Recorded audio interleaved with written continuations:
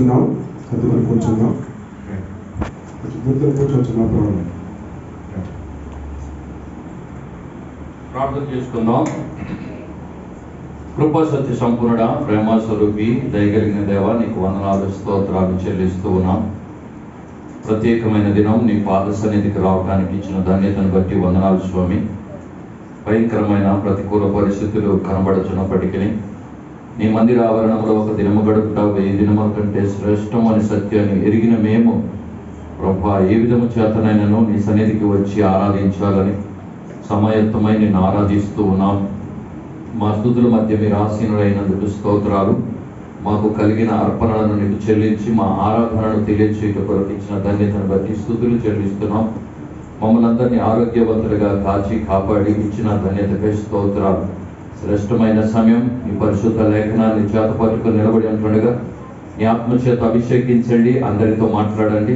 వీక్షకులను, ఇందులో పాల్గొన్న భౌతికంగా పాల్గొన్న ప్రతి ఒక్కరితోనూ నీ దీవెన ఆశీర్వాదాలు మాకు మెందుగా అనుగ్రహించి మహిమ పొందమని కృతజ్ఞతలు నీకు చెల్లిస్తూ యేసు నామమున నీ ప్రార్థన అడిగి వేడుకొనుచున్నాము తండ్రి, ఆమేన్. హల్లెలూయా.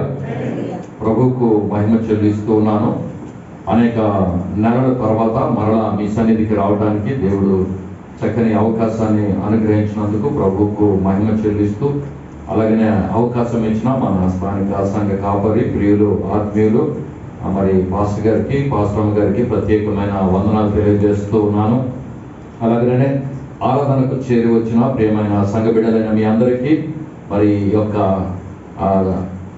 యూట్యూబ్ ద్వారా కార్యక్రమాన్ని వీక్షిస్తున్న ప్రియులందరికీ, ఇంట్లో కూర్చొని కార్యక్రమాలు చేస్తూ మరి వాక్యాన్ని వింటున్న మీకు ప్రభు అయిన యేసుక్రీస్తు నామం పేరట అందరికీ వందనాలు తెలియజేస్తూ ఉన్నాను. దేవాది దేవుడు సమృద్ధివంతంగా మనల్ని, మన సంఘాన్ని, సంఘ బిడ్డలందరినీ కాచి కాపాడి సంరక్షించును గాక. మరి ప్రత్యేకంగా ఈ యొక్క దినం మనం ప్రభు సన్నిధానంలో చేరి వాక్యాన్ని నేర్చుకోవడానికి ఇష్టపడుతూ ఉన్నాం. మొదటి సమూయేలు గ్రంథం 6వ అధ్యాయము మొదటి 16 వచనాలు. నేను వాస్తవానికి ఈ లేఖనాల నుండి దేవుడు నాకు ఇచ్చిన ఈ లేఖన భాగం నుండి ధ్యానం చేస్తూ ఉన్నప్పుడు ఇచ్చిన కొన్ని మాటలు మీతో పంచుకోవాలని నేను ఇష్టపడుతూ ఉన్నాను. మొదటి సమూయేలు గ్రంథం 6వ అధ్యాయము మరి మొదటి నుంచి 16 వచనాలు. కానీ దయచేసి ఎవరైనా 10, 11, 12, 13 మరి ఈ 4 వచనాలు ఎవరైనా చదివి సహాయం చేయండి.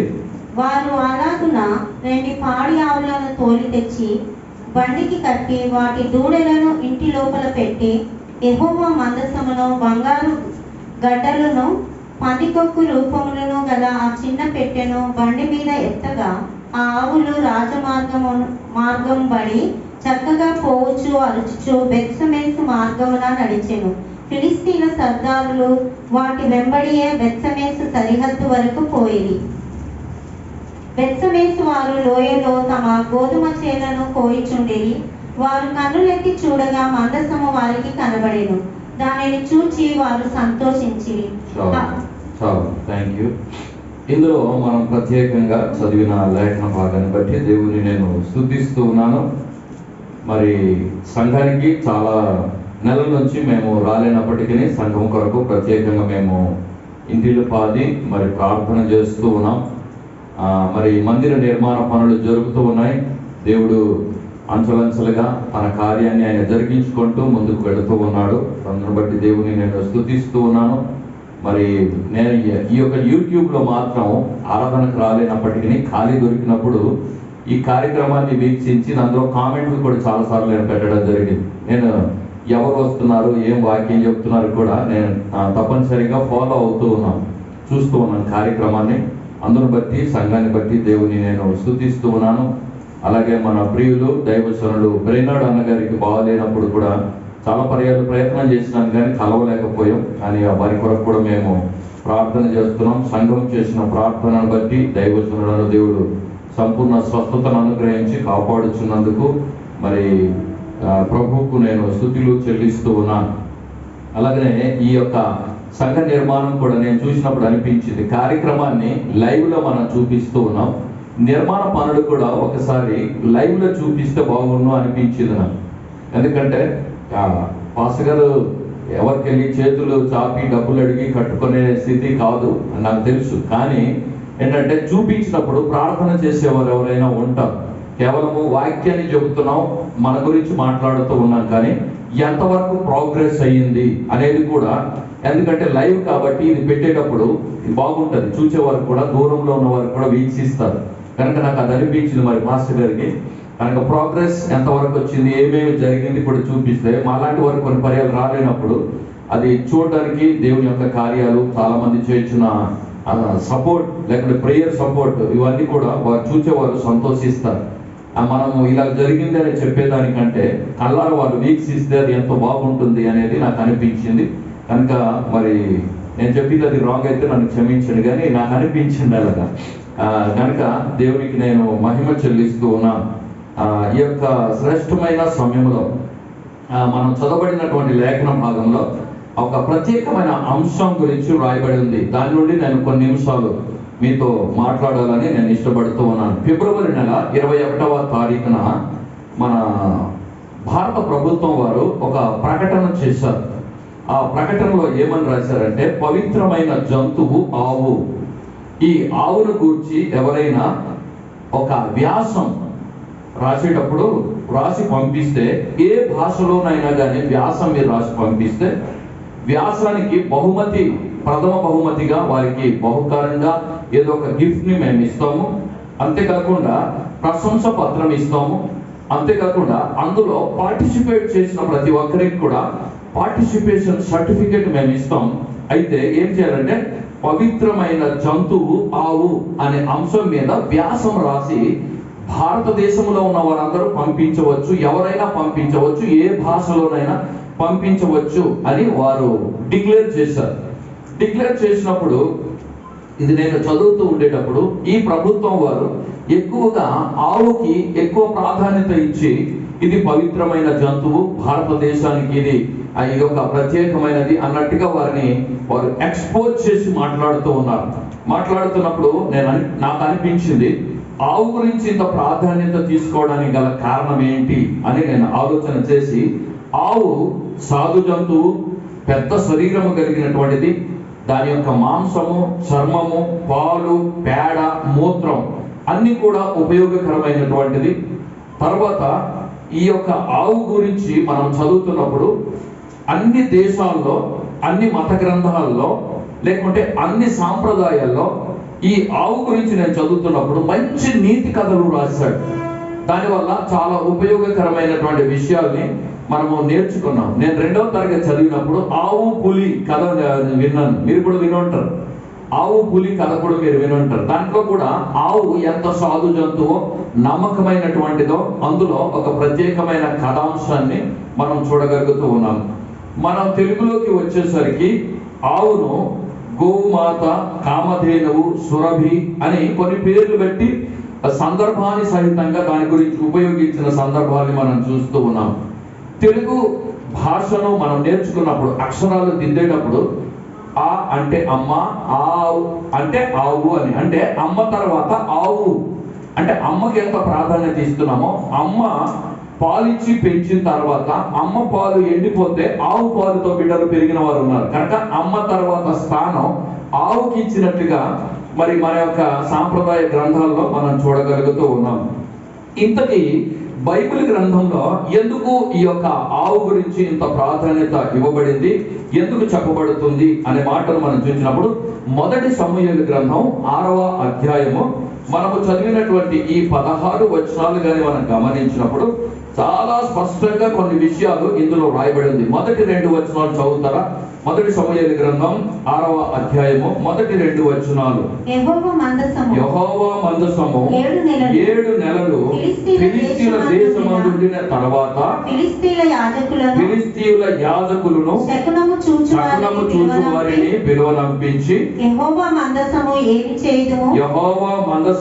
ఏమి చేయుదుము, ఏమి చేసి స్వస్థలమునకు దాన్ని పంపుదుమో తెలియజెప్పుడనగా. ఇందులో మీరు స్పష్టంగా మీరు చూసినప్పుడు దేవుని మందసము ఇక్కడ 7 సంవత్సరములు, ఇక్కడ 7 సంవత్సరములు ఫిలిష్తీయుల దేశములో ఉండిపోయింది. దేవుని మందసము అనగానే దేవుని సన్నిధి, అది దేవుని మందసం ఎక్కడ ఉంటుందో ఆ మందసం ఉన్న చోట విజయం కలుగుతుంది. దేవుని మందసము అనగా దేవుని ప్రత్యక్షత, దేవుని మందసం అనగా దేవుని సన్నిధి ఎక్కడ ఉంటుందో ఆ కుటుంబానికి ఆశీర్వాదం. కనుక దేవుని మందసము అది ఫిలిస్తీయుల దేశంలోకి అది వెళ్ళిపోయింది, అక్కడ ఉండిపోయింది. ఇది కూడా ఎన్ని సంవత్సరాలట? 7 నెలలు ఫిలిస్తీయుల దేశమందు ఉండిపోయింది అనే సంగతిని ఇందులో మనం చాలా స్పష్టంగా చూస్తూ ఉన్నాం. అయితే ఈ ఉండిపోయినటువంటి ఈ దేవుని మందసం 7 నెలలు ఉండిపోయింది. అయితే దానిని మరలా మన దగ్గరికి తీసుకొని రావాలి అంటే ఏమి చేయాలి? కనుక యాజకులను, శకునగాండ్రులను పిలిపించి ఫిలిస్తీయులు మాట్లాడుతున్నప్పుడు వారు అన్నారు, ఇది యెహోవా దేవునికి సంబంధించింది కనుక మనము మన దగ్గర పెట్టుకున్నాం, ఇది రిటర్న్ వాళ్ళకి, ఎవరిది వాళ్ళకు, ఇశ్రాయేలీయులకి ఇచ్చేయాలి. అయితే ఇంతకాలం మన దగ్గర ఉంది కనుక ఒట్టి చేతులతో మనం ఇవ్వకుండా మనం ఏం చేయాలి? 5 బంగారపు గడ్డల రూపములను, 5 బంగారు పందికొక్కులను అది తయారు చేసి ఒక పెట్టెలో పెట్టి అందులో పెట్టి అది వారి దగ్గరికి, ఇశ్రాయేలీయుల దగ్గరికి తిరిగి మనము పంపించి వేసేయాలి అని ఆలోచన చేశారు. అయితే నేను అంటాను, ఇంతకీ ఈ మందసము ఇశ్రాయేలీయుల దగ్గరికి ఎందుకు వెళ్ళింది? ఇది ఈ ఫిలిస్తీయుల దగ్గరికి ఎందుకు వెళ్ళింది? ఇశ్రాయేలీయుల దగ్గర ఉండవలసింది ఫిలిస్తీయుల చేతికి ఎందుకు వెళ్ళింది అని మనము ఆలోచన చేసినట్లయితే, ఈ యొక్క 1 సమూయేలు గ్రంథం 2వ అధ్యాయం నుండి 5వ అధ్యాయం వరకు కానీ మనం చదివినప్పుడు, ఏలీ అనేటటువంటి యాజకుడు ఉన్నాడు, సేవకుడు ఉన్నాడు. ఆయన మందిరంలో ఒక పీఠమును ఏర్పాటు చేసుకొని ఆ మందిరంలో ఉన్న పీఠము దగ్గర ఆయన కూర్చొని ఉన్నాడు. ఇందులో 2 విషయాలు మనం నేర్చుకోవాలి. యాజకుడు చేయవలసింది ఏంటి అంటే, దేవుడు ఉండవలసిన, మందసం ఉండవలసిన స్థానంలో ఆయన పీఠం తయారు చేసి కూర్చున్నాడు అంటే యాజక ధర్మం చేయట్లేదు, మొదటిది. రెండవది, ఆయన చేసేది ఏంటంటే దేవుడు ఉండవలసిన స్థానాన్ని ఆయన ఆక్రమించుకున్నాడు. ఈ 2 కార్యాలు ఆయన తప్పిదాన్ని చేశాడు. అదొకటి చేశాడు. తర్వాత ఇందులో మనం చదువుతూ ఉండేటప్పుడు రెండవ కార్యం ఏంటి అంటే, ఏలీ యొక్క కుమారులు హొఫ్నీ, ఫీనెహాసులు వారు ఏం చేశారు? ఇక్కడ దేవాలయంలో, మందిరంలో జరిగేటటువంటి కార్యక్రమాలన్నీ కూడా అపవిత్రపరిచారు.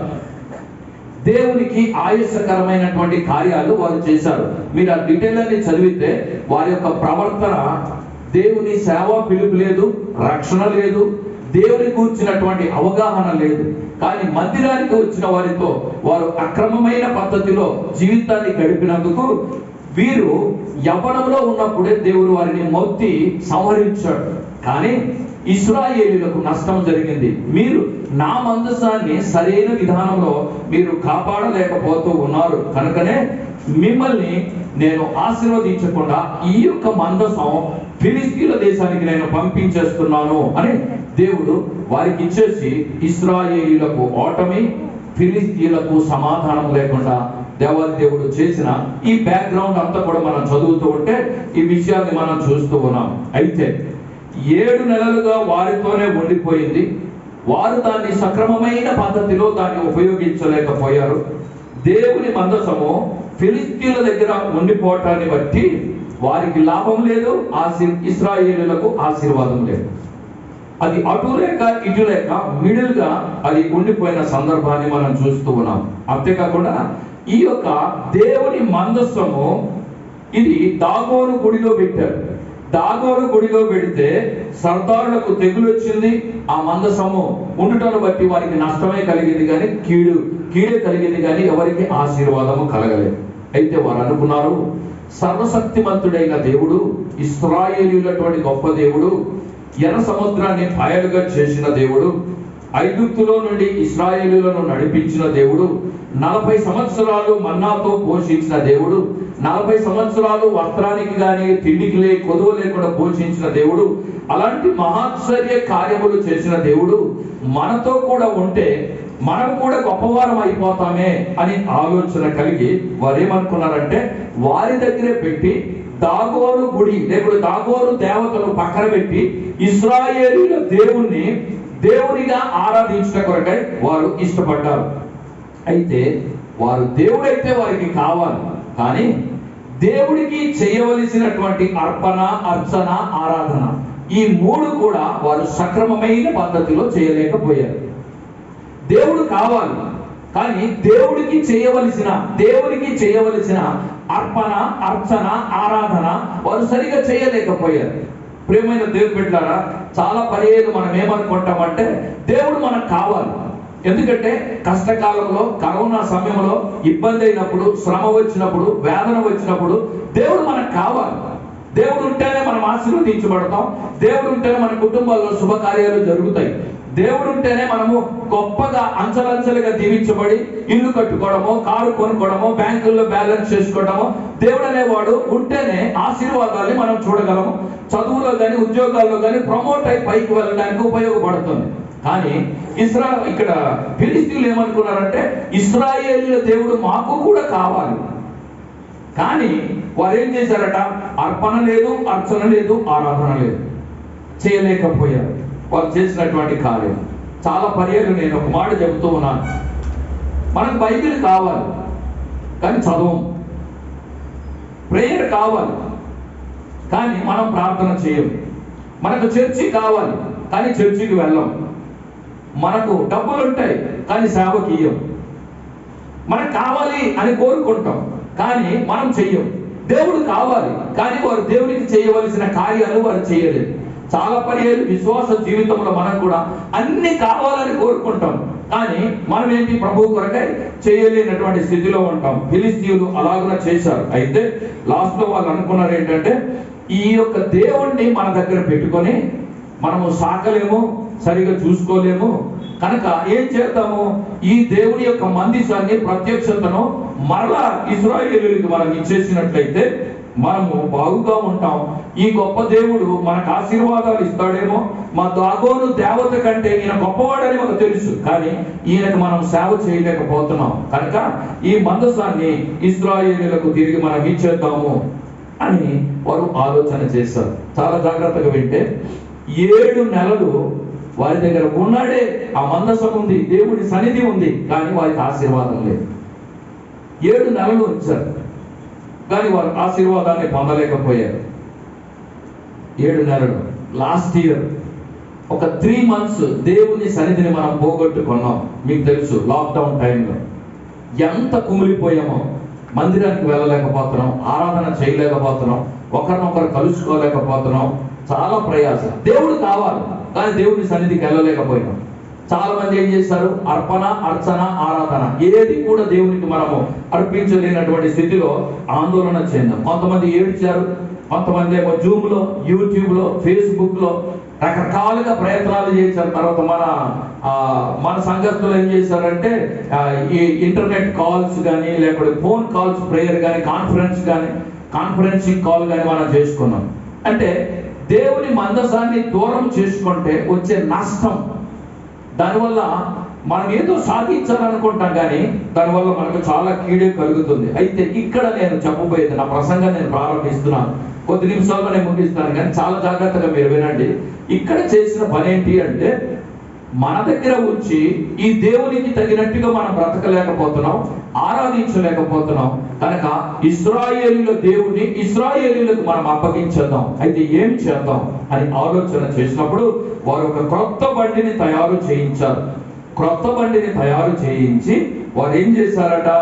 ఈ బంగారంతో తయారు చేసిన పందికొక్కుల్ని ఇవన్నీ కూడా ఒక పెట్టెలో పెట్టి ఈ యొక్క మోతకర్రలతో తయారు చేసిన ఉపకరణములతో మోయించి ఆ యొక్క ఎడ్ల బండి మీద, లేకపోతే ఆ యొక్క పాడి ఆవులు నడిపిస్తున్నటువంటి బండ్ల మీద పెట్టి వీరేం చేశారట? పంపించారు. ఇప్పుడు నేను చెప్పబోయే నా యొక్క ప్రత్యేకమైన మాటలు ఏంటి అంటే, మొదటిది మనం గమనించినట్లయితే ఇందులో పాడి ఆవులు, నేను చెప్పే అంశం పాడి ఆవులు చేసినటువంటి పని నేను ఆలోచన చేసినప్పుడు 7వ వచనాన్ని మనం చూద్దాం. ఇందులో 7వ వచనాన్ని చదువుతారు ఒకసారి. కాబట్టి మీరు క్రొత్త బండి ఒకటి చేయించి పాడి మోయని పాడి ఆవులను రెండింటిని తెచ్చి బండికి కట్టి వాటి దూడలను వాటి దగ్గర నుండి బయటకు తోలి.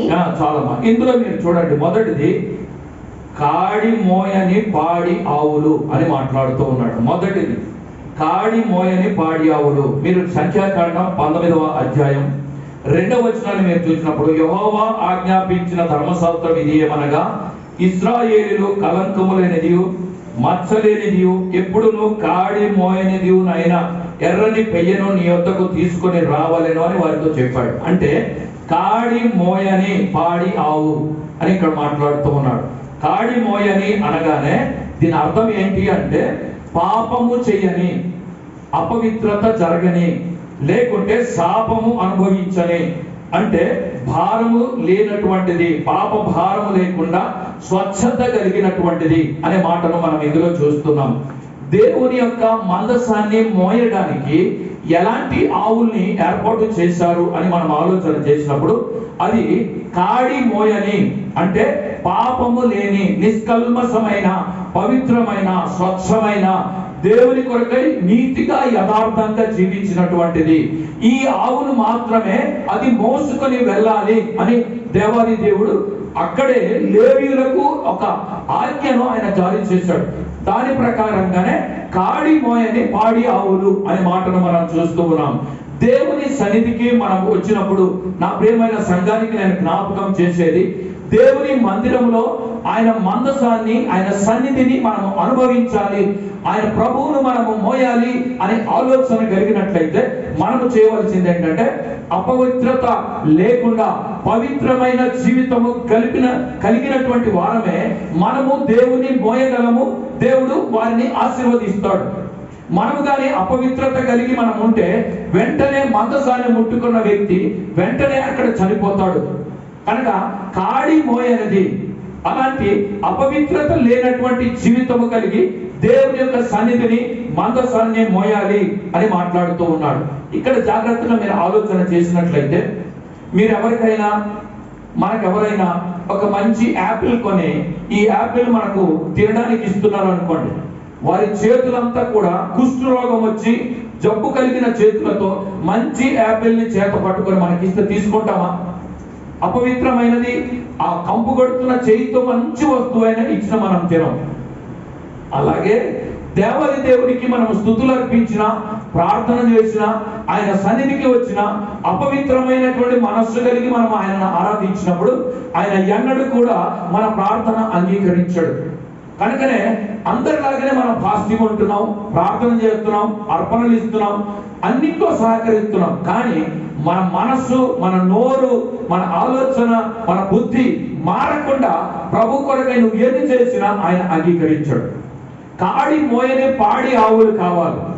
అపవిత్రత లేకుండా పవిత్రమైన ఆలోచన కలిగిస్తే మనము చేసినది దేవుడు ఆశీర్వదిస్తాడు. పవిత్రమైన మనసు, నేను అంటాను, అనుకొని ఉండవచ్చు, చాలా సంఘాల్లో జరిగేది. కొంతమంది ఏం చేస్తారు, ఒక 10 రూపాయలు మందిరానికి ఇచ్చి నేను 10 రూపాయలు ఇచ్చాను అని చెప్పుకునే వాళ్ళు ఉన్నారు. 100 రూపాయలు ఇచ్చి నేను 100 రూపాయలు ఇచ్చాను అని చెప్పుకునే వాళ్ళు ఉన్నారు. నేను అంటాను, నువ్వు చేసింది అపవిత్రంగా, అది అంటే పవిత్రంగా ఉండాలి.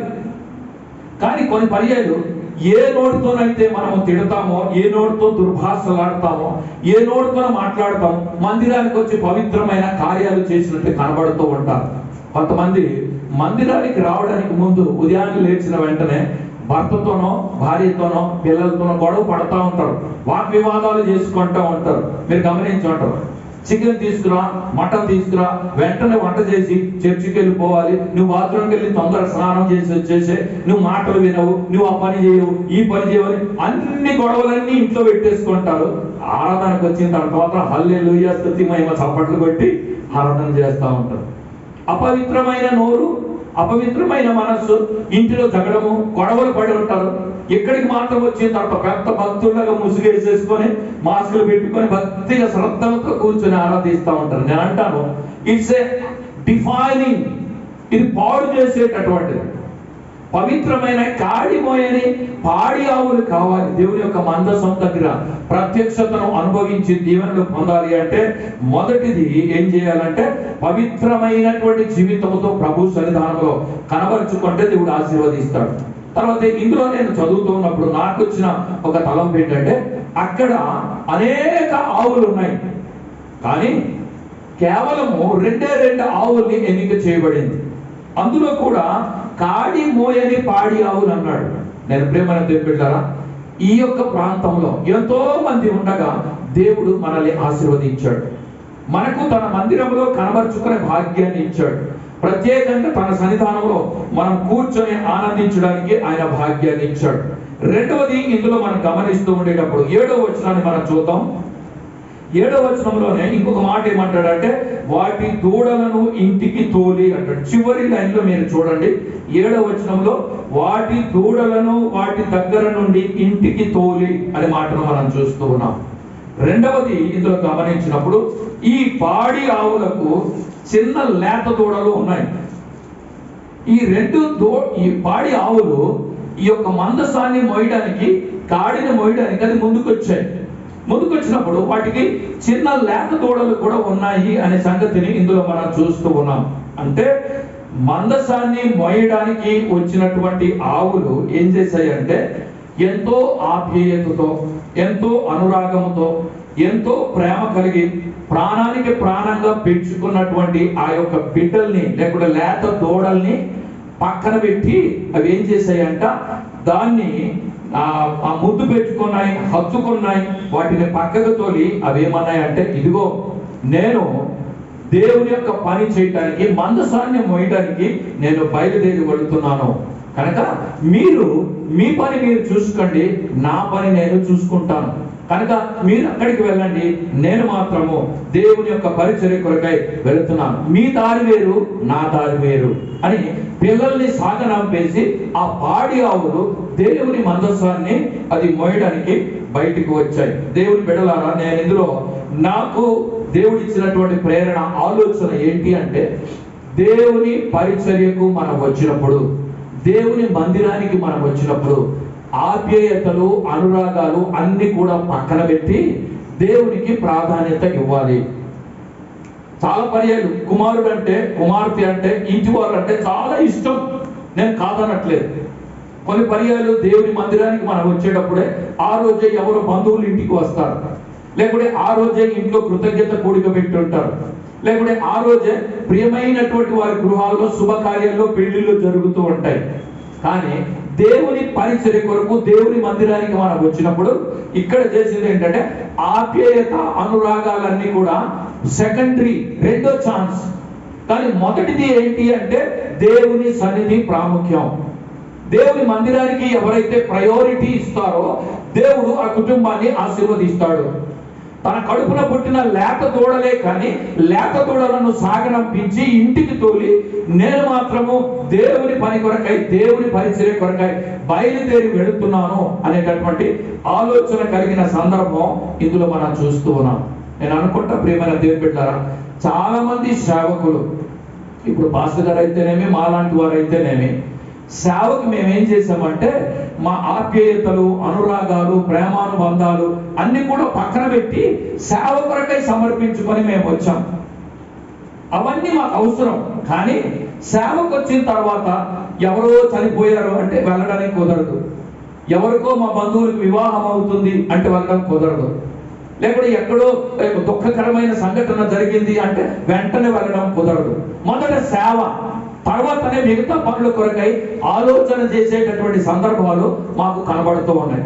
నేను అనుకుంటా, ఎన్ని పర్యాలు మన బంధువులు అని ఉంటారంటే, మీరు పెళ్లికి రారు, శుభకార్యాలకు అటెండ్ అవ్వరు, చనిపోయినా రారు, మీ సంగతి అయినప్పుడు ఎవరు చూస్తారు, ఊరని మరిచిపోయావు, ఎప్పుడు మా దగ్గరికి రావు, మేమంటే మీకు గుర్తురాము, కనీసం మీరు ఎలా ఉన్నారా అని కూడా ఫోన్లు కూడా మీరు చెయ్యరు అనే సందర్భాలు చాలా నేను అనుభవించాను. సేవకు వచ్చిన తర్వాత బంధువులైన వారు చాలా పర్యాలు అంటారు. కానీ ఈ పాడి ఆవులు చేసిన పని బంధుత్వాలు, అనురాగాలు పక్కన పెట్టి దేవుని సేవయే ధ్యేయంగా వచ్చాయి. సేవకులు అలాంటి సమర్పణ కలిగి త్యాగం చేసి పరిచర్య చేస్తున్నప్పుడు గుర్తించవలసిన బాధ్యత మన మీద ఉంది. ఎక్కడో ఏదో జరిగితే వాళ్లకు సొంత రక్త సంబంధికులకి ఏదైనా జరిగిన పక్కన పెట్టి విశ్వాసుల కొరకై ప్రాణం పెట్టడానికి సిద్ధపడి సేవకి సమర్పించి వచ్చినటువంటి సేవ ఇది. మనము మన వాళ్ళకు కాకుండా సంఘ బిడ్డలకు ఏదైనా జరిగితే ఫస్ట్ రెస్పాండ్ అయ్యేటటువంటి కార్యం చేయడానికి ముందుకొచ్చినటువంటి సందర్భాలు మనం చూస్తూ ఉన్నాం. దేవుని యొక్క సేవ ఇక్కడ పాడి ఆవులు చేశాయి. పిల్లల్ని పక్కన పెట్టేసి దూడల్ని పక్కన పెట్టి చిన్నవే మంచివే, కానీ అది కాదు ముఖ్యం. దేవుని యొక్క మందసం, దేవుని సన్నిధి, దేవుని ప్రత్యక్షత, దేవుని ఆశీర్వాదం, అది మనకు ముఖ్యమని ఇంటికి తోలి వేచాట. ఇవి ఆ యొక్క కాడిని మోయడానికి లేకుంటే మందసాన్ని మోయడానికి వచ్చాయి.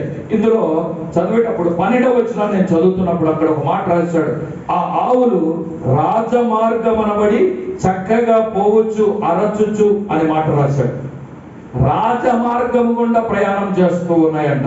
ప్రేమైన దేవుని బిడ్డలారా, చాలా జాగ్రత్తగా విన్నప్పుడు ఇది ఈ పాడి ఆవులు రాజమార్గమున అది వెళుతూ ఉన్నాయి. రాజమార్గాన్ని అది ఎన్నిక చేసుకున్నాయి. ప్రయాణం చేసి వెళ్ళడానికి అది బయలుదేరి ఇశ్రాయేలు దేశానికి అది బయలుదేరి వెళుతుంది. రాజమార్గం అంటే ఏంటి అంటే సామెతల గ్రంథం 16వ అధ్యాయము 17వ వచనాన్ని మీరు చూడండి. సామెతల గ్రంథం 16వ అధ్యాయం 17వ వచనం, చెడుతనము విడిచి నడుచుటయే యథార్థవంతులకు రాజమార్గం. చెడుతనమును విడిచిపెట్టి మనం నడవలసింది అది రాజమార్గం. చెడు మార్గాన్ని కూడా నువ్వు అనుసరిస్తే అది రాజమార్గము కాదు అని సామెతల గ్రంథంలో మనం చూస్తూ ఉన్నాం. అంటే ఇక్కడ ఏంటి ఇక్కడ చెప్పిన మాట అంటే, కడగబడిన పంది మరలా బురదలోకి వెళ్ళకూడదు, వాంతి చేసిన కుక్క మరలా దాన్ని తినకూడదు, ఊసిన ఉమ్మి మరలా నాకకూడదు, చీ అన్న పాపానికి మరలా వాసన చూడకూడదు. మనం పట్టుకున్నది రాజమార్గం. దేవుని బిడ్డలుగా ఆరాధనకు వచ్చినటువంటి మనము పట్టుకున్నది రాజమార్గం. చీ అనుకున్నాం, వద్దనుకున్నాం, అలాంటి మరలా పాప సంబంధమైన భూ సంబంధమైన మనకు అక్కరలేనిది, మనకు మేలు చేయని మార్గం గుండా మరలా మనం వెళ్ళకుండా యథార్థవంతులమైన మనము ఏ మార్గం పట్టుకున్నామంటే ఇది రాజమార్గం. మన రాజు పరలోకములో ఉన్నాడు, ఆయన మనల్ని పాలిస్తూ ఉన్నాడు. ఆ మార్గం పట్టుకున్న మనము మరలా లోకములో ఉన్న సీరియళ్ళకు కానీ, లోకంలో ఉన్న సినిమాలకు కానీ, లోకంలో ఉన్న పద్ధతులకు కానీ, లోకంలో ఉన్న ఆచారాలకు కానీ, లోకంలో ఉన్న పట్టింపులకు కానీ, లోకంలో ఉన్న ఏ రకమైనటువంటి పరిస్థితులకు కానీ మనం వెళ్లకుండా రాజమార్గము గుండా ప్రయాణం చేయాలి. కానీ మనం ఏం చేస్తున్నాం? పుణ్యం వస్తుంది, ఆ రోజు పెళ్లి చేయకూడదు, ఈ అమావాస్య వచ్చింది పెళ్లి చేయకూడదు, పలానా ముహూర్తానికి ఫౌండేషన్ స్టోన్ వేయాలా, పలానా రోజే బండి కొనుక్కోవాలా, పలానా రోజే సంబంధం చూడటానికి వెళ్ళాలా, పలానా రోజు మాత్రమే పెళ్లి చేయాలా, పలానా అమావాస్య కాకుండా పలానా రోజు. నేను అనుకుంటున్నాను నువ్వు ఆల్రెడీ రాజమార్గం పట్టుకున్నావు, కానీ మరలా పాత మార్గాన్ని వెతుకుతున్నావు. క్రైస్తవులైన మనమంతా ఏం చేస్తున్నాం? పాత మార్గం వెతుకుతూ ఉన్నాం. నేను ఎక్కువగా క్రైస్తవ వివాహాలు బుధవారము శుక్రవారం చేస్తారు, మరి ఇక్కడ ఏం చేస్తారు నాకు తెలియదు, కానీ ఈ 2 రోజులు డిసైడ్ చేస్తారు, మరి ఏ రోజు లేనట్టు ఉంటుంది. అమావాస్య రోజు చేయకూడదు, అమావాస్య 3 రోజుల ముందు, అమావాస్య తర్వాత 3 రోజుల తర్వాత, ఆ రోజు ఫలానా పనే చెయ్యాలా. నిజంగా మీరు రాజమార్గంలోనే ఉన్నారా? ఎందుకు మరలా ఆ పాత పద్ధతుల గురించి ఆలోచన చేస్తున్నారు? కొంతమంది పెళ్లి ఎలా పెడతారు? ఉదయం 10:30 11 పెడితే కాదా, 10 పెడితే కాదు, దానికి ఒక టైం అని పెడతారు, ఫలానా టైంలోనే పెట్టాలి. ఈ దానికి ఒకటి ఉంటుంది. అందుకే ఒకసారి ఈ జాతకాలు ముహూర్తాలు చేసేటట్టు చెప్పానేమో నాకు గుర్తులేదు, కానీ చాలా మంది ఏమంటారంటే అది ఫలాంది జరిగితేనే అది నిజం, అది జరగకూడదు. ఒకసారి నేను బెరంపూర్ ఏరియా ఒరిస్సాలో మిషనరీగా పనిచేసినటువంటి దినాల్లో నా దగ్గర డబ్బులు లేవు, ఆకలిగా ఉంది, సువార్త పత్రికలు పట్టుకొని వీధిలో పంచుకొని రిటర్న్ వస్తున్నాను, ఆకలేస్తుంది. వేస్తున్నప్పుడు నా దగ్గర కేవలం 20 రూపీస్ ఉంది. 20 రూపాయలు వెళ్ళి ఒక బడ్డీ కొట్టు దగ్గరికి వెళ్ళి ఆ బడ్డీ కొట్టు దగ్గర ఈ అరటి పళ్ళు ఎంత అని అడిగాను. అడిగితే ఆయన ఏమన్నాడంటే ఒక అరటి పండు 10 రూపాయలు అండి అని చెప్పాడు. 10 రూపాయలు అని చెప్పినప్పుడు నేను అన్నాను, మరి 20 రూపీస్ 20 రూపాయలు నా దగ్గర ఉంది, 2 అరటి పళ్ళు కావాలి అన్నా. అయితే వాడు 2 అరటి పళ్ళు అక్కడ బడ్డీ కొట్టు దగ్గర వేలాడేసింది, 2 తీస్తా ఉంటే కింద ఇంకా మిగతా అరటి పళ్ళు అన్నీ ఉన్నాయి. ఉన్నప్పుడు నేను అడిగాను, మరి ఆ అరటి పళ్ళు ఎవరా అని అడిగాను. అడిగితే అవేంటంటే కవలవన్న కలిసిపోయి ఉన్నాయి. అవేమన్నాడు, అది తినరండి, అది ఇవ్వకూడదండి, అది తింటే ఎవరైనా తింటే వాళ్ళకి కవల పిల్లలు పుడతారు, కాబట్టి అది ఇవ్వకూడదు, వాడకూడదు, అది పక్కన పెట్టేసిన జాయింట్ గా ఉన్నాయి అని చెప్పాడు. నేను అన్నాను, నాకు 2 అరటిపళ్ళు ఇచ్చాడు, తినేసిన తర్వాత అది ఇచ్చేయండి నాకేం కాదు, ఈ 2 అరటిపళ్ళు నాకు సరిపో, ఆకలేస్తుంది, ఆ కింద ఉంచిన కూడా ఒక 2 ఇస్తే 4 వస్తాయి, 2 జాయింట్ కలిసినాయి కదా 4 వస్తాయని అడిగాను. అడిగితే ఆయన ఏమన్నాడు, వద్దండి తినకూడదండి, కవల పిల్లలు పుడతారండి, అవి వద్దండి అని. నేను అన్నాను కవల పిల్లలు పుడితే పుట్టని కానీ నాకు ఇవ్వండి ఆకలేస్తుందని చెప్పాను. అప్పుడు వాళ్ళు ఏమన్నారు, అప్పుడు పెళ్లి కాలే, ఆ 2 అరటిపళ్ళు 4 ఇచ్చాడు అనమాట. 4 ఇచ్చిన తర్వాత నేను తిని ఆయనతో కూర్చొని మాట్లాడితే ఏమన్నాను, ఈ జాయింట్గా ఉండి తింటే కవల పిల్లలు పుడతారన్నారు కదా, చాలా మందికి పిల్లలు లేరండి, హాస్పిటల్కి తిరిగి లక్షలు ఖర్చు పెడుతున్నారు, వాళ్ళని పిలిచి ఒక్కొక్క అరటిపండు మీరు ఇచ్చినారనుకో, ఒక దెబ్బకి 2 పిల్లలు పుడతారు, అయిపోద్ది కదా, ఇచ్చేయండి అని చెప్పినాను నేను. అది జరగదండి, చాలా మంది చెప్తూ ఉంటారు కానీ అది జరగదండి అని చెప్పుకొచ్చాడు ఆయన. నేను అనేది ఏంటంటే ఇవన్నీ మూఢనమ్మకాలు. అది 2 కలిసి నువ్వు తింటే 2 పుడతాయి, మరి డాక్టర్లు ఎందుకు, హాస్పిటల్ ఎందుకు? ఆ కలిసిన అరటిపళ్ళు ఎక్కడెక్కడ దొరుకుతాయో, మీరు రాజమండ్రి ఏరియా వెళ్ళారంటే కావలసినవి దొరుకుతాయి, తెచ్చుకుని తినేవచ్చు కదా. చాలా ముహూర్తాలు చూసేవారు ఉన్నారు, జాతకాలు చూసేటటువంటి వారు, పద్ధతుల్ని పట్టించుకునేటటువంటి వారు. మనం రాజమార్గం కూడా నడుస్తున్నాం, రాజమార్గం మనం వెతుక్కున్నాం, దేవుని సన్నిధికి మనం వెళుతున్నాం. ఇంకా పాత పద్ధతులు, ఆలోచనలు ఇంకా ఎందుకు అవసరం? ఇది కావాలా మనకి? ఎప్పుడో మనం మంచి మార్గాన్ని వెతుక్కున్నాం, దేవుడు మనల్ని ఆశీర్వదించాడు. ఇక్కడ నేను చదువుతున్నప్పుడు ఈ మాటలు చాలా నాకు అనిపించాయి. ఇక్కడ ఏంటంటే రాజమార్గము గుండా పోతున్నాయట. మీరు అబ్రహాము యొక్క జీవితాన్ని కానీ చూసినట్లయితే, అబ్రహాము తండ్రిని, దేశాన్ని, బంధువులను ఆయన విడిచిపెట్టి దేవుని దగ్గరికి వచ్చాడు. వచ్చిన తర్వాత దేవుని దగ్గరకు వచ్చిన తర్వాత లోతును, హాగరును, ఇస్మాయిలును, ఇసాకును వదులుకోవాలి అనుకున్నాడు ఆయన. దేవుని పని కొరకై వచ్చినప్పుడు రాజమార్గాన్ని వెతికిన తర్వాత ఈ దగ్గర బంధువులైనటువంటి వ్యక్తులందరినీ పక్కన పెట్టాలని, విశ్వాసులకు తండ్రిగా జీవించడం కొరకై ఆయన ఇష్టపడ్డాడు. ప్రభువులోకి రాకముందు 3 విడిచిపెట్టాడు, ప్రభువులోకి వచ్చిన తర్వాత, సేవకు వచ్చిన తర్వాత 4 విడిచిపెట్టాడు. ఇది అబ్రహాము యొక్క జీవితంలో నుండి మనం చూస్తూ ఉన్నాం. రాజమార్గమున ఆ పాడియావులు ప్రయాణం చేసేయట. 4వదిగా ఆ 12వ వచనంలో ఏమంటాడంటే, చక్కగా పోవచ్చు అరచుచూ పోతున్నాయి అని రాశాడు. చక్కగా అది పోవచ్చు అరచుచూ పోతున్నాయి అంట. మీరు గమనించినట్లయితే చక్కగా అనే మాట ఇంగ్లీష్ లో కంటే గ్రీకు భాషలో నేను అది చదువుతున్నప్పుడు చక్కగా ఏమని రాశాడంటే, చక్కగా పోతున్నాయంటే డిసిప్లిన్ గా పోతున్నాయంట, ఆర్డర్లీగా పోతున్నాయంట, క్రమాన్ని పాటించుకుంటూ పోతున్నాయంట, ఇటు అటు వంకర టింకరగా పోకుండా వెళ్ళేటటువంటి పద్ధతిలో పోతున్నాయి అని ఇక్కడ రాసుకొచ్చాడు. అంటే చక్కగా పోతున్నాయి అనే మాట రాస్తూ ఏమని రాశాడంటే, నేను ఇది చదువుతున్నప్పుడు దేవుడిచ్చిన జీవితం, దేవుడిచ్చిన ఆశీర్వాదం, దేవుడిచ్చిన సంతానం, దేవుడిచ్చిన చదువు, స్థాయి, హోదా, ఇవన్నీ కూడా అవేం చేస్తున్నాయంటే చక్కగా అరుచుచు కృతజ్ఞతలు చెల్లించుకుంటూ వెళ్ళిపోతున్నాయంట. Yes Lord, you have given this good thing in my life. చక్కగా ఇవన్నీ నాకు ఇచ్చావు అని చెప్పుకుంటూ పోతున్నాడు. నేను అంటాను ప్రేమైన సంఘానికి ఒక మాట నేను జ్ఞాపకం చేస్తున్నాను. వైద్యులు చికిత్స చేస్తారు కానీ స్వస్థత ఇచ్చేది దేవుడు. ఇంజనీర్ ఇల్లు కట్టడానికి ప్లాన్ ఇస్తాడు కానీ కంటి నిండా నిద్ర ఇచ్చేది దేవుడు. ఉపాధ్యాయుడు చక్కగా బోధల్ని బోధిస్తారు కానీ జ్ఞానము, సంస్కారం ఇచ్చేది దేవుడు. దైవజనులు భక్తి, ప్రార్థన నేర్పుతారు కానీ మనశ్శాంతి ఇచ్చేది దేవుడు. మానవుడు కష్టపడి అహర్నిశలు పని చేస్తాడు కానీ కడుపు నిండా తిండి పెట్టేది, కుటుంబానికి దీవెన ఇచ్చేది దేవుడు. వ్యవసాయదారుడు దుక్కి దున్నుతాడు, విత్తనం వేయగలడు కానీ వర్షం ఇచ్చేది, పంట ఇచ్చేది దేవుడు. సేవకులు వాక్యాన్ని బోధించగలరు కానీ ప్రజల్లో మార్పు తెచ్చేది దేవుడు మాత్రమే. నాయకులు సలహాలు ఇవ్వగలరు కానీ నడిపింపు ఇచ్చేది మాత్రం కేవలం దేవుడు. దేవుడు లేకుండా చక్కగా జీవితము సాగదు.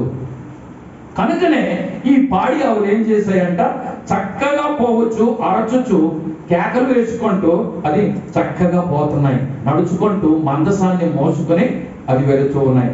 అరచుచు అన్నప్పుడు నాకు అనిపించింది, they are having a gratitude, కృతజ్ఞతా భావము కలిగి వెళుతూ ఉన్నారు. ఈ యొక్క దినాల్లో పరిస్థితులు ప్రతికూలంగా ఉన్నాయి. భయంకరంగా సెకండ్ వేవ్ మనకు కనబడుతూ ఉంది. కానీ దేవుడు మనకు మంచి లైఫ్ని ఇచ్చాడు. ఎంత కృతజ్ఞత కలిగి ప్రభు కొరకై మనం జీవించాలో ఒకసారి మనము ఆలోచన చేసుకోవాలి. ప్రభుకు కృతజ్ఞతలు చెల్లించగలిగిన కార్యము దేవుడు చేయాలని మనల్ని ఆశిస్తూ ఉన్నాడు. ఇందులో 5వది నాకు చాలా చక్కగా అనిపించింది. 5వ పాయింట్ నేను చదువుతున్నప్పుడు నాకు అనిపించింది ఏంటంటే, అవి పనిలో ఆగక సాగిపోతున్నాయి. ఆగిపోకుండా ఎలా ప్రారంభించాయో అలాగే అది ప్రయాణం వెళుతున్నాయి. ఇది నేను చదివినప్పుడు నాకు కూడా ఒక రకమైన ఆలోచన కలిగింది. ఈ మెసేజ్ ప్రిపేర్ అయి సిద్ధపడుతున్నప్పుడు దేవుడు నాతో కూడా మాట్లాడాడు. ఏంటి అంటే, అది ప్రారంభించినప్పుడు నీళ్లు ఏదైతే తాగాయో, ఎంతవరకు అయితే పిల్లలతో మాట్లాడాయో, ఎంతవరకు అయితే తిన్నాయో, అదే దానికి లాస్ట్. ఇంకా మరి వెనక తరగు తినకుండా నేరుగా రాజమార్గం గుండా ప్రయాణం చేసి వెళ్ళిపోతూ ఉన్నాయి. ఆకలి వేసినా, దాహం వేసినా, తిండికి లేకపోయినా, లేకుంటే దాని అవసరతల కొరకే ఆలోచన కలిగిన అదేం చేశాయంటే పనిలో మరి వెనకంజ వేయకుండా ప్రయాణం చేసి వెళ్ళిపోతూ ఉన్నాయి.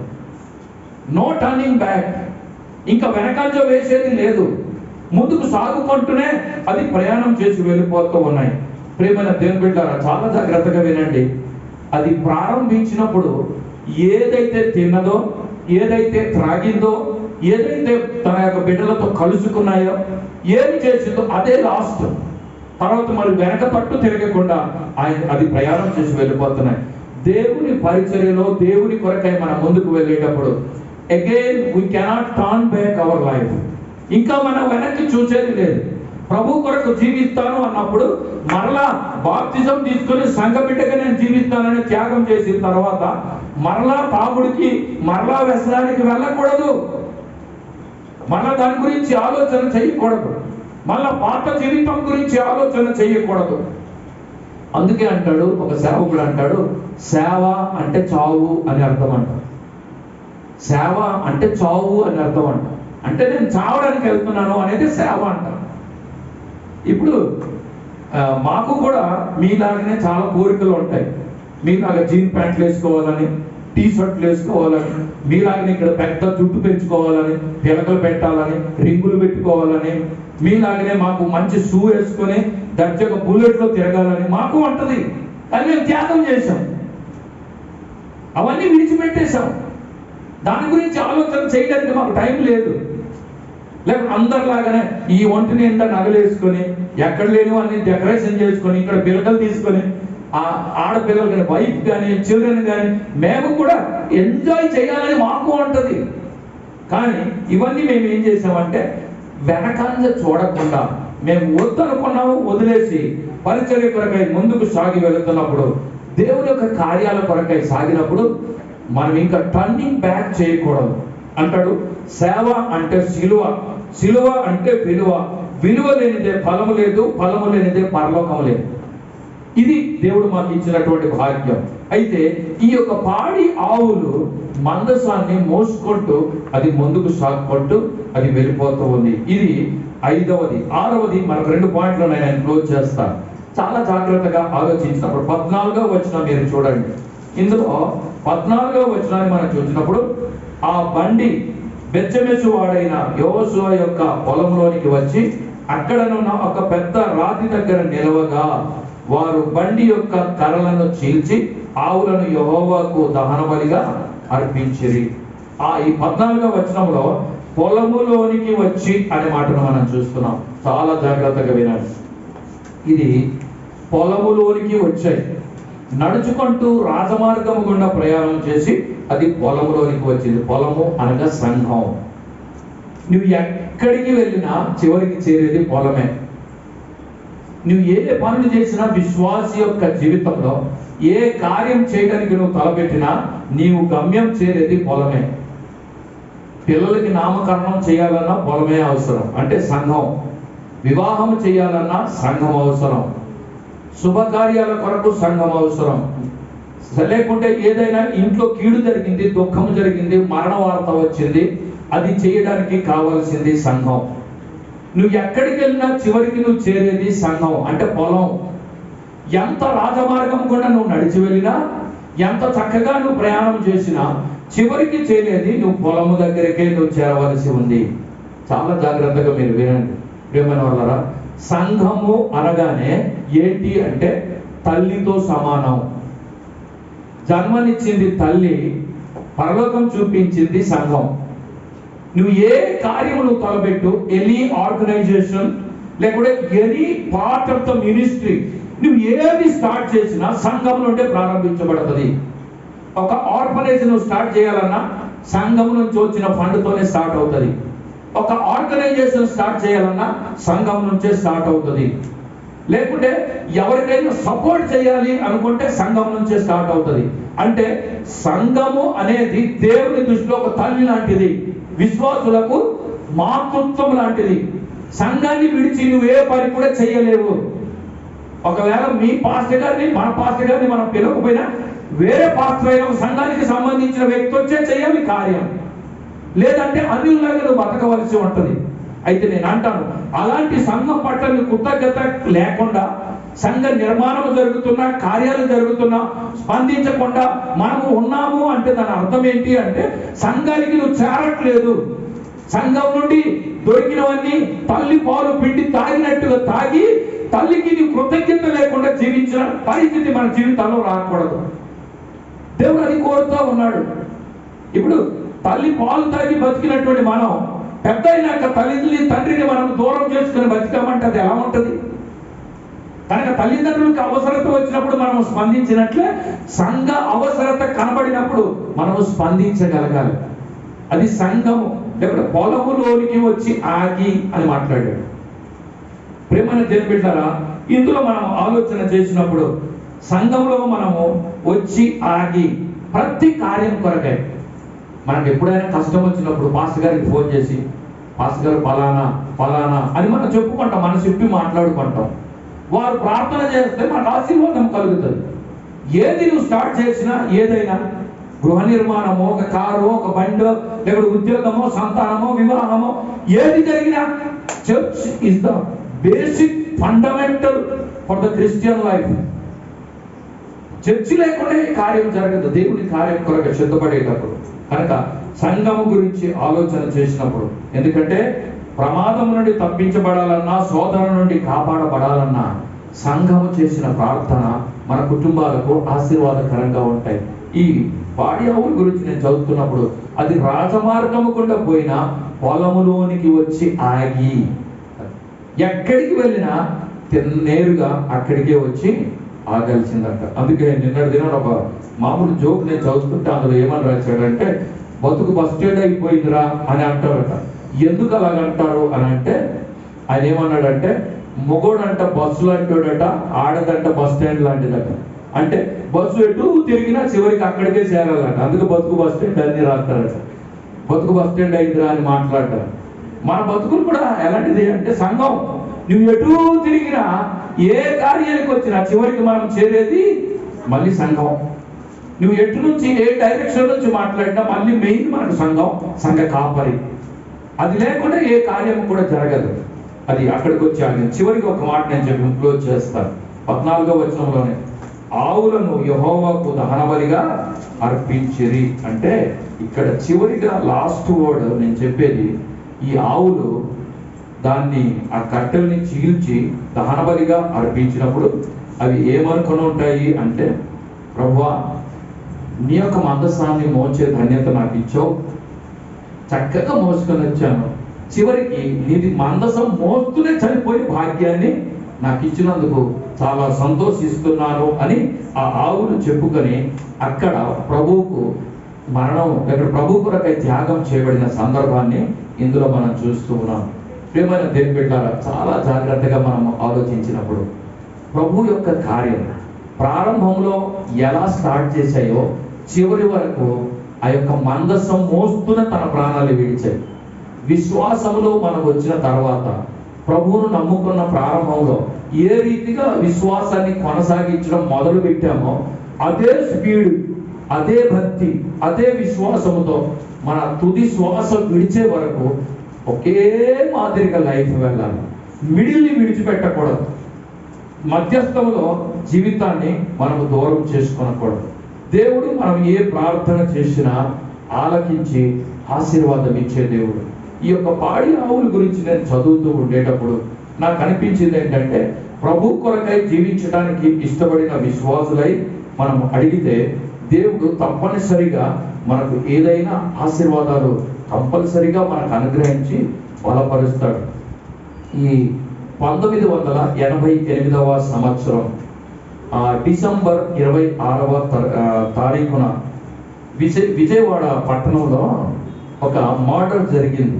అది 1988 డిసెంబర్ 26 వంగవీటి మోహన్ రంగారావు, మీరు వినుంటారు పేరు. ఆయనకు మర్డర్ జరిగింది. మర్డర్ జరిగిన తర్వాత 6 days లేక 7 days కర్ఫ్యూ చేశారు విజయవాడలో. ఇప్పుడు పెద్దలైన వారికి తెలుసుంటే చిన్నపిల్లలకి తెలియకపోతుంది. 88లో జరిగిన సంగతి.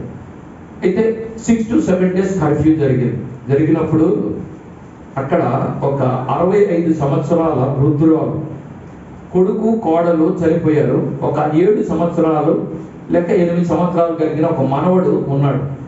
వాడిని పట్టుకొని ఆ ముసలావిడ ఇంటింటికి వెళ్ళి ఆ అంట్లు దోముకొని వచ్చిన డబ్బులతోని ఆ మనవడిని పెంచుతూ చదివించుకోవాలి అనే ఆలోచన కలిగింది. కోడలు కొడుకు చనిపోయారు. ఆ మనవడిని పెట్టుకొని పెంచుతుంది. 7 days కర్ఫ్యూ జరిగిన సందర్భాల్లో 3 రోజులు అయ్యింది.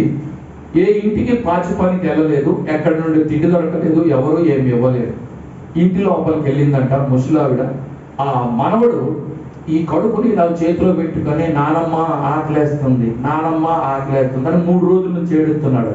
ఆమె బయటికి వెళ్ళేది లేదు. ఏ ఇంట్లో పని చేస్తే మిగిలిన అన్నం కూర తీసుకొచ్చి పిల్లోడికి పెట్టేదట. మరి ఆ 3 రోజులు వెళ్ళలేదు కాబట్టి తిండి లేదు, ఆమెకి లేదు, మనవడికి లేదు. వేదనతో ఏడుస్తూ ఉన్నారు. ఏడిచి ఆ పిల్లోడు ఏడుస్తూ ఉంటే ముసలావిడ ఏం చేయాలో అర్థం కాక ఇంటి లోపలికి వెళ్ళింది. లోపలికి వెళ్ళి మంచం దగ్గర మోకరించి చేతులు పైకి చాపి దేవుడి దగ్గర ప్రార్థన చేయడం మొదలుపెట్టి, ప్రభువా, ఏలియాని కాకుల చేత ఆహారం పెట్టి పోషించిన దేవుడవు, ఇదిగో నువ్వు ఆ దేవుడే ఇప్పుడు కూడా సజీవంగా ఉన్నావని నేను నమ్ముతున్నాను. నేను వెళ్ళిన సంఘంలో ఈ యొక్క మాటలు నేను విన్నాను. ఏలియాకి కాకుల చేత పోషించావని విన్నాను. మేము 3 రోజులైంది తిండి లేదు, నా మనవడు ఆకలితో ఉన్నాడు, చచ్చిపోతాడేమో, వాళ్ళ అమ్మ నాన్న చనిపోయినట్టుగా, మాకు నువ్వు తిండి పెడితే బాగున్నావు అని కేకలేసి కన్నీరు కాచి గట్టిగా మొరపెట్టి ఆ ముసలావిడ ఏడుస్తూ ఉంటే ఆ పిల్లడు ఆ ప్రార్థన విని బయటికి వచ్చేసి ఆ ఇంటి దగ్గర ఉన్న తలుపు తీశాడు, కిటికీ తీసి బయట ఇటు అటు చూస్తున్నాడట. అంటే కాకులు వస్తాయి కదా, కాకులు వచ్చి ఆహారం తీసుకొస్తాయి కదా అని ఇటు తిరుగుతున్నాడట. అంతలో ఒక పోలీసుడు వచ్చి, కర్ఫ్యూ 144 సెక్షన్ ఉంది, బయట తిరిగితే కాలు చేతులు ఇరగొడతాం, ఎందుకురా వచ్చావు, లోపలికి వెళ్ళని ఒక్కటి పిర మీద ఒకటి వేసాడట కుర్రాడికి. ఆడు ఏడ్చుకుంటూ వెళ్ళి, మా నాయనమ్మ ఇంట్లో ప్రార్థన చేస్తుంది, ఏలియాకి కాపుల చేత ఆహారం పెట్టిన దేవుడు ఉన్నాడు, ఈ దినం కూడా ఆయన పెడతాడు అని ప్రార్థన చేస్తుంది. ఒకవేళ కాకులు కానీ ఆహారం పట్టుకొని వస్తే ఇంట్లో లోపలికి రావాలి కదా అని నేను తలుపు తెరిచి కిటికీలు తెరిచి లోపల నుండి బయటకు వచ్చాను, ఏమేమి కాకులు వస్తాయో చూడటానికి అన్నాడు అని చెప్తూ అనగానే ఆ పోలీసు లోపలికి వచ్చి ఇలా వంగి చూసేసరికి ఆమె మోకరించి చేతులు పైకెత్తి ఆ మాట, ఏలియాను పోషించిన దేవా మమ్మల్ని కూడా పోషించని ప్రార్థన చేయడం విన్నాడట. విన్న తర్వాత పోలీసు అన్నాడట, నువ్వు లోపలికి వెళ్ళిపో, నేను వస్తాను పో అని చెప్పి పోలీసు వెళ్ళాడట. నువ్వు డోర్ మాత్రం తీయకు, కిటికీ వేసుకో, మళ్ళీ నేను వచ్చి కొట్టేటప్పుడే నువ్వు తీయని చెప్పాడట. మొత్తం క్లోజ్ చేశారు. క్లోజ్ చేసిన తర్వాత ఆ లోపలికి వెళ్ళిపోయాడు. పోలీసు వెళ్ళిన తర్వాత పోలీసులకి పులిహోర ప్యాకెట్లు ఇస్తున్నారట. పోలీసులు పహారా కాసి తిరుగుతున్నప్పుడు ఒక 2 పులిహోర ప్యాకెట్లు పట్టుకున్నాడు. తర్వాత ఒక కిరాణా షాప్కి వెళ్ళి తలుపు కొట్టి మరి 5 కేజీల బియ్యం, కందిపప్పు, చింతపండు, పసుపు, నూనె అన్ని ఒక చిన్న మూట కట్టుకొని పోలీసుడు పట్టుకొచ్చి తలుపు కొట్టాడట.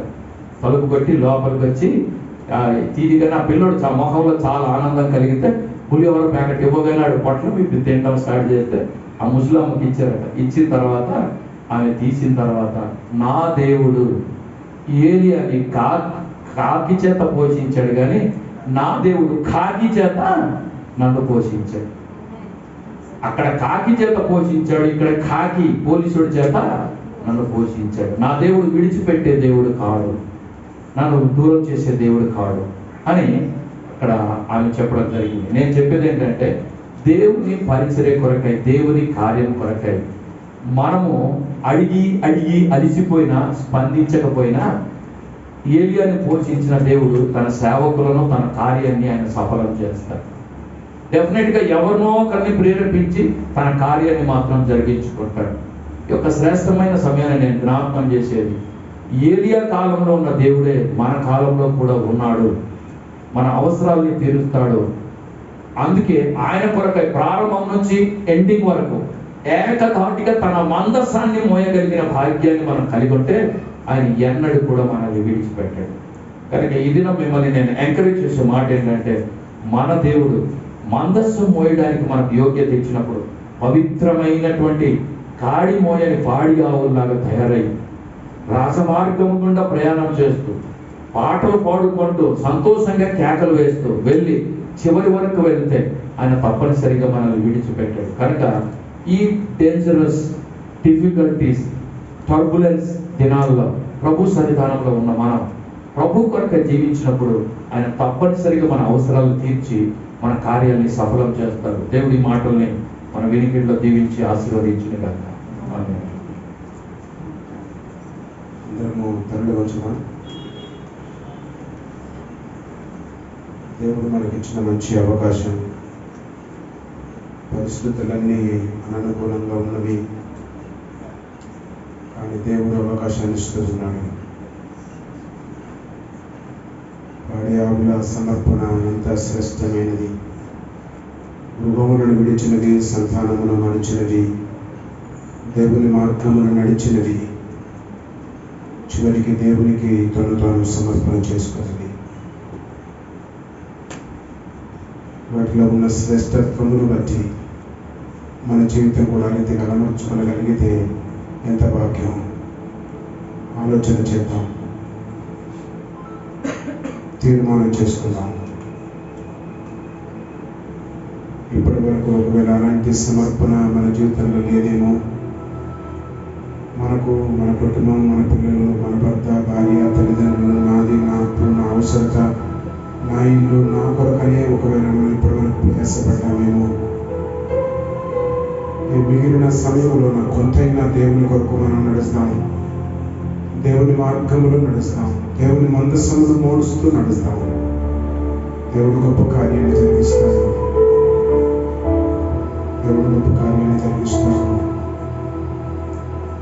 అబ్రాహామును దేవుడు అన్ని విడిచి వెళ్ళమన్నాడు, కానీ లోతును వెంట పెట్టుకొని వెళ్ళాడు. అప్పుడు దాకా ఆశీర్వదించలేదు.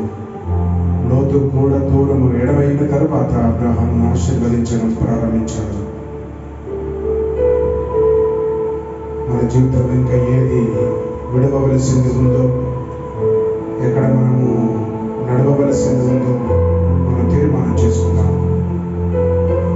తీర్మానంతో ముందుకు వెళదాం. దేవుని మాటలు వింటున్న మనం చేయవలసింది ఎంతో చేయలేకపోయాం. చేయవలసిన అవకాశం, ఆధిక్యతలు, ఆపర్చునిటీస్ ఉండి కూడా చేయలేకపోయాం.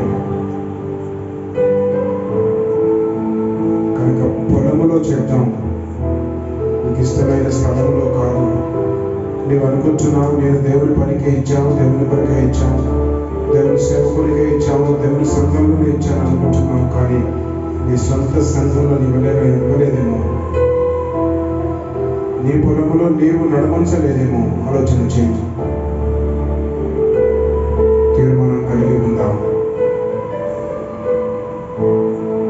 పరిశుద్ధులైన మా పరమ తండ్రి, సృష్టికర్తమైన మా దేవా, మీకు స్తోత్రాలు. మీ దాసుని మెరుగుపరిచారు, నేరుగా మాతో ముచ్చటించారు, మాకు కనువిప్పు కలగజేశారు, జ్ఞానోదయం కలగజేశారు. మాటలు రాని, వివేకము లేని జంతువులను ముందు నిలిపి మాట్లాడగలిగిన మేము, వివేచింపగలిగిన మాకు బోధించారు. మీకు స్తోత్రాలు.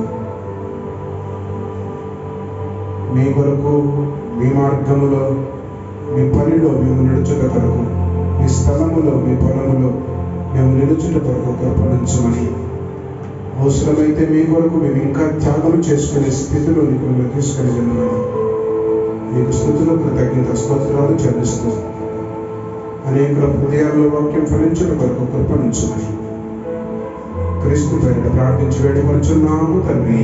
ఆమేన్. మంచి ధ్యానాన్ని వినగలిగాము. అందుకు దేవునికి స్తోత్రాలు చెల్లిస్తూ దైవజనులకు మనందరి పక్షాన కృతజ్ఞతలను తెలియజేస్తున్నాం. వారి పరిచర్యను కుటుంబాన్ని మన దేవుడు దీవించి ఆశీర్వదించునుగాక.